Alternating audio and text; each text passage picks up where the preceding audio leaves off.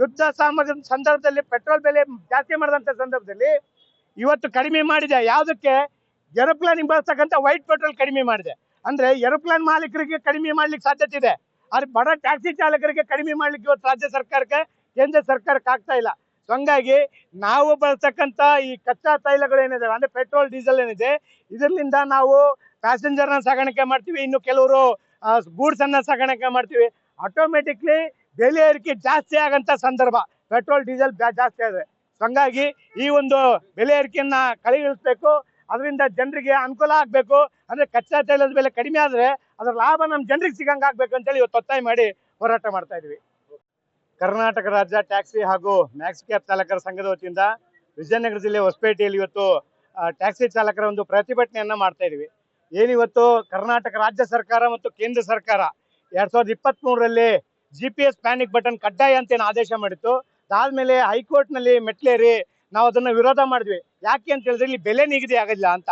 ಅದೇ ಬೆಲೆ ನಿಗದಿ ಮಾಡಿದಂತ ರಾಜ್ಯ ಸರ್ಕಾರದ ಸಾರಿಗೆ ಇಲಾಖೆ ಕೋರ್ಟ್ ಮುಂದೆ ಹೋಗಿ GPS ಬಟನ್ಗೆ 5,000 ರೂಪಾಯಿ ಮತ್ತು ಪ್ಯಾನಿಕ್ ಬಟನ್ಗೆ ಒಂದಿಷ್ಟು 350 ರೂಪಾಯಿ ಈ ರೀತಿ ಎಲ್ಲ ಹಣ ಫಿಕ್ಸ್ ಮಾಡಿತ್ತು.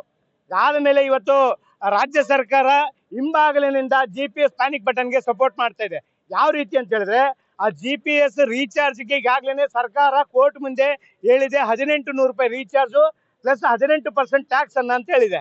ಆದ್ರೆ ಇವತ್ತು ಆ ರೀಚಾರ್ಜ್ ಜೊತೆಗೆ ಟ್ಯಾಪ್ ಆಫ್ ರೀಚಾರ್ಜ್ ಅಂದ್ರೆ ನಿಮ್ ಸಿಮ್ ಆಕ್ಟಿವೇಶನ್ ಆಗಿಲ್ಲ ಎಂಬ ಕಾರಣಕ್ಕೆ ಟ್ಯಾಪ್ ಆಫ್ ರೀಚಾರ್ಜ್ ಹೆಸರಿನಲ್ಲಿ ಮತ್ತೆ 3,000 ರಿಂದ 6,000 ರೂಪಾಯಿ ಹಣವನ್ನ ಲೂಟಿ ಮಾಡ್ತಕ್ಕಂಥ ಕೆಲಸವನ್ನ ಈ GPS ಪ್ಯಾನಿಕ್ ಬಟನ್ ಕಂಪನಿಗಳು ಮಾಡ್ತಾ ಇದಾವೆ.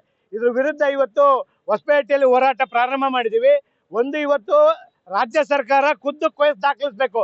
ಏನು ಕೋರ್ಟ್ ನಲ್ಲಿ ಇವತ್ತು ಆದೇಶ ಆಗಿದೆ, GPS ಪ್ಯಾನಿಕ್ ಬಟನ್ ಮತ್ತು ರೀಚಾರ್ಜ್ ಅಮೌಂಟ್ ಎಷ್ಟು, ಜೊತೆಗೆ ಸರ್ಕಾರದ ಟ್ಯಾಕ್ಸ್ ಅಂತೇಳಿ ಆದೇಶ ಆಗಿದೆ. ಇಷ್ಟು ಆದೇಶ ಇದ್ರೂ ಕೂಡ ಟ್ಯಾಪ್ ಆಫ್ ಹೆಸರಿನಲ್ಲಿ ಕಂಪನಿಗಳು 3,000 ರಿಂದ 6,000 ರೂಪಾಯಿ ಬಡ ಟ್ಯಾಕ್ಸಿ ಮತ್ತು ಮ್ಯಾಕ್ಸಿ ಕ್ಯಾಬ್ ಚಾಲಕತೆ ಹಣ ವಸೂಲಿ ಮಾಡ್ತಾ ಇದಾರೆ. ಇದು ಕಾನೂನು ಬಾಹಿರವಾಗಿರ್ತದೆ ಮತ್ತೆ ಕೋರ್ಟ್ನ ಆದೇಶ ಉಲ್ಲಂಘನೆ ಮಾಡಿದಂಗೆ ಆಗುತ್ತೆ. ಹಂಗಾಗಿ ನ್ಯಾಯಾಂಗ ನಿಂದನೆ ಪ್ರಕರಣ ಈ 12 GPS ಕಂಪನಿ ಮೇಲೆ ದಾಖಲಾಗಬೇಕು ಅಂತೇಳಿ ಒತ್ತಾಯ ಮಾಡ್ತೀವಿ.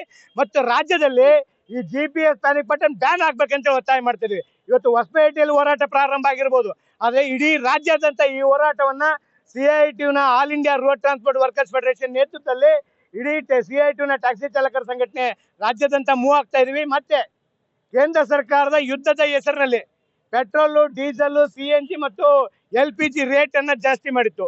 ಅವತ್ತು 108, 109 ರೂಪಾಯಿ ಡಾಲರ್ ಒಂದು ಬ್ಯಾರಲ್ ಇತ್ತು ಸರ್. ಇವತ್ತು 69 ರೂಪಾಯಿ $69 ಒಂದು ಬ್ಯಾರಲ್ ಕಚ್ಚಾ ತೈಲ ಆಗಿದೆ. ಸೊ ಅಷ್ಟು ಕಡಿಮೆ ಆಗಿದ್ರು ಕೂಡ ಬಹುಶಃ ಇವತ್ತಿನ ಕಚ್ಚಾ ತೈಲದ ಬೆಲೆ ನೋಡಿದ್ರೆ ನಮಗೆ ಹತ್ತತ್ರ ಒಂದು 50 ರೂಪಾಯಿ ಪೆಟ್ರೋಲ್ ಕೊಡ್ಬೋದು ಅಂತಿದೆ. ಆದ್ರೆ ರಾಜ್ಯ ಮತ್ತು ಕೇಂದ್ರ ಸರ್ಕಾರಗಳು ತೆರಿಗೆ ಹಾಕೋದನ್ನ ಮಾತ್ರ ನೆನಪಿದೆ, ತೆರಿಗೆ ವಾಪಸ್ ತಗೊಳ್ಳೋದನ್ನ ಅಥವಾ ಬೆಲೆ ಏರಿಕೆ ವಾಪಸ್ ತಗೊಳ್ಳೋದು ನೆನಪೇ ಇಲ್ಲ ಅವರಿಗೆ. ಮಾತು ತಪ್ಪಿದ್ರಿಗಿನ ಅವ್ರು ಏನ್ ಹೇಳ್ತಾರೆ, ಕೇಂದ್ರ ಇಂಧನ ಸಚಿವ ಹೇಳ್ತಾರೆ ಇಲ್ಲ ಪೆಟ್ರೋಲ್ ಡೀಸೆಲ್ ಬೆಲೆ ಕಡಿಮೆ ಮಾಡ್ಲಿಕ್ಕೆ ಸಾಧ್ಯನೇ ಇಲ್ಲ ಅಂತ. ನಾಯರ್ ಅಂತೇಳಿ ಒಂದು ಸೌತ್ ಆಫ್ರಿಕಾ ಸಂಬಂಧಪಟ್ಟಂತ ಒಂದು ಕಂಪನಿ 5 ರೂಪಾಯಿ ಡೀಸೆಲ್ಗೆ, 3 ರೂಪಾಯಿ ಪೆಟ್ರೋಲ್ಗೆ, LPGಗೆ 9 ರೂಪಾಯಿ ಕಡಿಮೆ ಮಾಡ್ಲಿಕ್ಕೆ ಸಾಧ್ಯ ಇದೆ ಅಂದ್ರೆ ನಮ್ಮ ರಾಜ್ಯ ಸರ್ಕಾರ, ನಮ್ಮ ಕೇಂದ್ರ ಸರ್ಕಾರದ ಸರ್ಕಾರಿ ತೈಲ ಸಂಸ್ಥೆಗಳು ಯಾಕೆ ಕಡಿಮೆ ಮಾಡ್ಲಿಕ್ಕೆ ಆಗ್ತಾ ಇಲ್ಲ ಅಂತ